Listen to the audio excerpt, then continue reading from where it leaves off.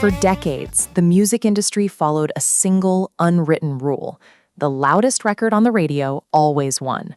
Sheer volume was the ultimate sign of professional power, helping tracks cut through the noise of car stereos and cheap earbuds. Streaming platforms have since introduced automated playback controls that effectively ended this era of brute force volume. Features like Spotify's normalization and Apple Music's soundcheck automatically adjust every song, so listeners don't have to keep touching their volume dials between tracks.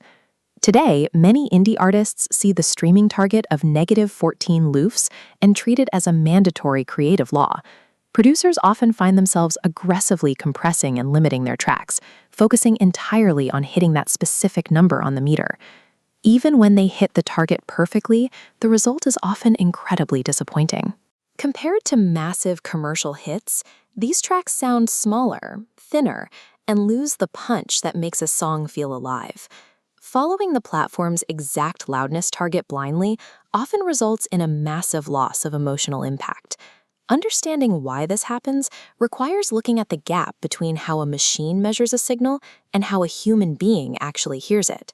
A standard peak meter is a simple tool for a machine. It tracks whether a signal hits the absolute digital ceiling, the point where sound distorts. Modern metrics use LUFS, loudness units full scale, to better reflect how loud music actually feels to our ears. Specifically, integrated LUFS measures this perceived loudness over the entire duration of a song, providing an average of its total energy. Our hearing is biologically biased. We perceive dense, high-frequency sounds, like a bright vocal or a snare, as being louder than deep bass, even if they use the same amount of power. This bias is why two songs can hit the exact same peak on a digital meter, while sounding completely different in terms of volume. A song with a controlled, balanced mix feels massive. Meanwhile, a track with uncontrolled, muddy bass will trigger a limiter too early, crushing the life out of the rest of the arrangement.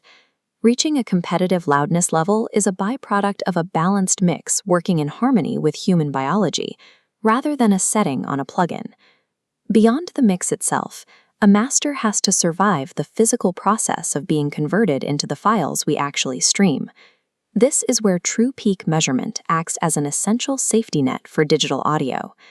When platforms compress a WAV file, the reconstructed sound wave can curve between digital sample points, bulging upward to create distortion traditional meters miss. Leaving -1 decibel of true peak headroom ensures a clear gap for the wave to move, preventing distortion. Maintaining this headroom provides a professional safeguard, ensuring the audio remains clean across Bluetooth speakers, car stereos, and cheap earbuds. The biggest obstacle to a good master is often our own biology. The human brain is hardwired to believe that louder music is automatically better. To bypass this trick, experienced engineers use a workflow called volume-matched referencing. By turning down a commercial reference track until it matches the loudness of your own mix, you can see if your song actually has the same punch, clarity, and balance.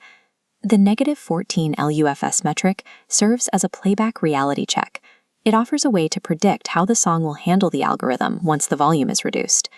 The real test of a master happens when the volume is turned down. Does the vocal still feel intimate?